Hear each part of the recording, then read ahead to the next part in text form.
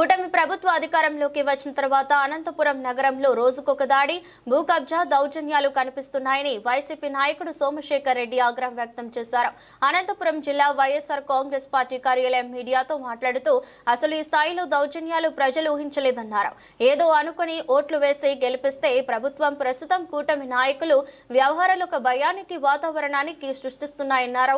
అనంతపురంలో బ్రతకాలంటే ఎమ్మెల్యే మనిషి అయినా అయి ఉండాలి లేదా టీడీపీ నాయకుడైనా ఉండాలనే ఒక కొత్త సిద్ధాంతాన్ని తీసుకొచ్చారని, చివరకు అధికారులను కూడా టీడీపీ నాయకులు బెదిరిస్తున్నారన్నారు. వీటన్నిటికీ ఎమ్మెల్యే సమాధానం చెప్పాలని, రాయల్ మురళి మైనార్టీ వ్యక్తి మీద బహిరంగంగా దాడి చేస్తే దీనిపై పోలీసులు ఎందుకు చర్యలు తీసుకోవడం లేదన్నారు. చివరకు ఎమ్మెల్యే వర్గీయులు చేస్తున్న అక్రమాలను పత్రికల్లో, టీవీల్లో చూపిస్తే వారిని కూడా బెదిరింపులకు గురి చేస్తున్నారని అన్నారు. అధికారం మాకే శాశ్వతం అనే విధంగా వ్యవహరిస్తున్నారని, దీనికి తగిన మూల్యం చెల్లించుకోక తప్పదన్నారు. ఏ అధికారినైనా బెదిరించారని మా దృష్టికి తెస్తే మేము ఖచ్చితంగా మీకు వైఎస్ఆర్సీపీ అండగా ఉంటుందని సోమశేఖర్ రెడ్డి స్పష్టం చేశారు. కూటమి ప్రభుత్వం ప్రజలు చంద్రబాబు నాయుడు గారి పైన ఎన్నో ఆశలతో మా బ్రతుకేమైనా చంద్రబాబు నాయుడు గారు మారుస్తారనే ఒక ఉద్దేశంతో ప్రజలందరూ ముక్తకంఠంతో ఒక అఖండమైన మెజార్టీతో ఈ రాష్ట్రంలో కూటమి ప్రభుత్వానికి అధికారం కట్టబెట్టడం జరిగింది.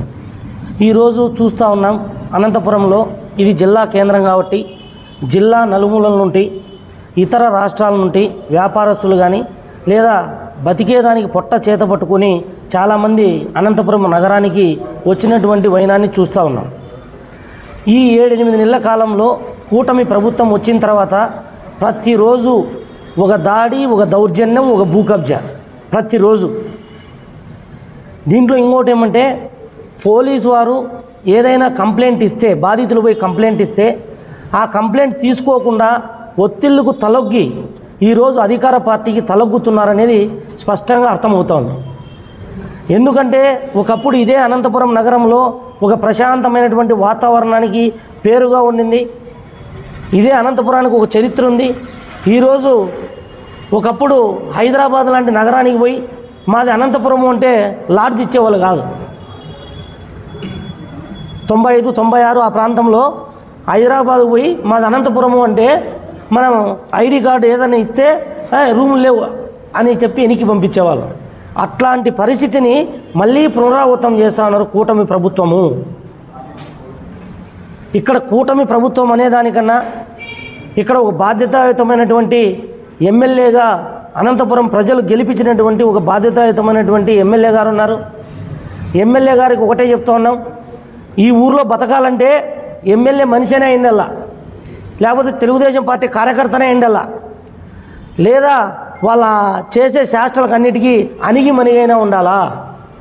అనంతపురం అనేది ఏమన్నా మనం అడవిలో ఉన్నామా, ఊర్లో ఉన్నామా?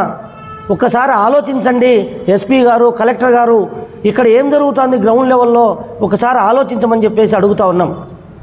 అన్నిటికీ మించి ఇక్కడ అధికారం అనేది శాశ్వతం అనుకొని, అధికారం మాకు జీవితకాలం ప్రజలు కట్టబెడతారనే ఒక భ్రమలో మీరు ఉన్నారు.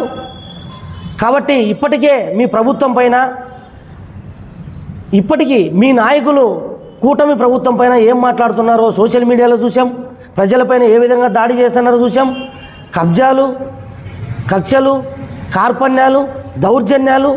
ఎవరో ఒక బీదవాడు ఇల్లు, గవర్నమెంట్ ఇల్లు శాంక్షన్ చేస్తే ఆ ప్రభుత్వంలో చేసినటువంటి ఇంటిని మేము ఎందుకు ఈరోజు కట్టని వాళ్ళని అడుగుతాను.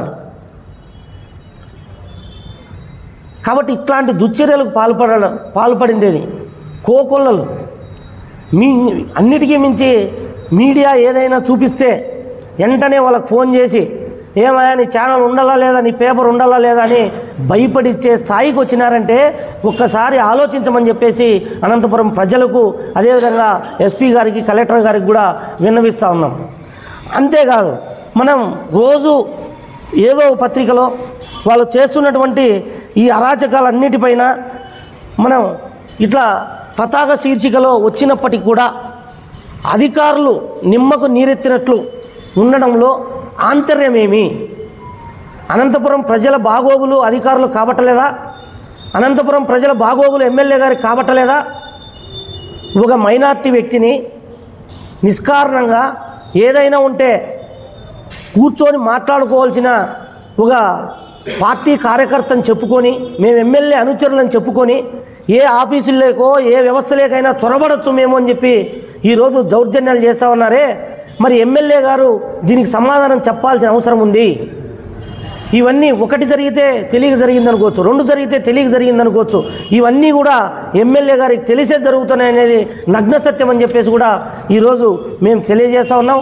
ఈ అనంతపురం నగరానికి గతంలో అనంత వెంకటరామరెడ్డి గారు కానీ, అంతకుముందు ఉన్నటువంటి ఎమ్మెల్యేలు కానీ, ఎంపీలు కానీ ఒక అనంతపురం నగరం ఎట్లయితే ఆల్ఫాబెటికల్ ముందుందో అభివృద్ధిలో కానీ ప్రశాంతతలో కానీ ముందుంచాలని ఒక సదుద్దేశంతో రాజకీయాలకు అతీతంగా ఈ అనంతపురం నగరాన్ని అభివృద్ధి చేశారు. ప్రశాంతమైనటువంటి వాతావరణం ఇచ్చారు. ఈరోజు కొంతమంది మేము ఎమ్మెల్యే అనుచరులమని చెప్పుకొని, మేము ఎమ్మెల్యే మా పక్కన ఉన్నాడు అని చెప్పుకొని, ఎమ్మెల్యే గారు కూడా దానికి తగ్గట్టు ఒత్తాసు పలికి పోలీసులను ప్రలోభాలకు ఇది చేసి పోలీసుల పైన ఒత్తిడి తెచ్చి వాళ్ళు చూసి చూడనట్లు వదిలేస్తే ఈరోజు ఊరి మీద పడి ఈరోజు స్వైర విహారం చేస్తూ ఉన్నారు. కాబట్టి ఒకటే హెచ్చరిస్తూ ఉన్నాం, తెలుగుదేశం పార్టీ ఇట్లే శాశ్వతంగా అధికారంలో ఉంటుందనుకునేది మీ భ్రమ. అట్లనే అధికారులు కూడా చూసి చూడనట్లు వ్యవహరించడం అనేది మేము దాన్ని కూడా తీవ్రంగా ఖండిస్తూ ఉన్నాం.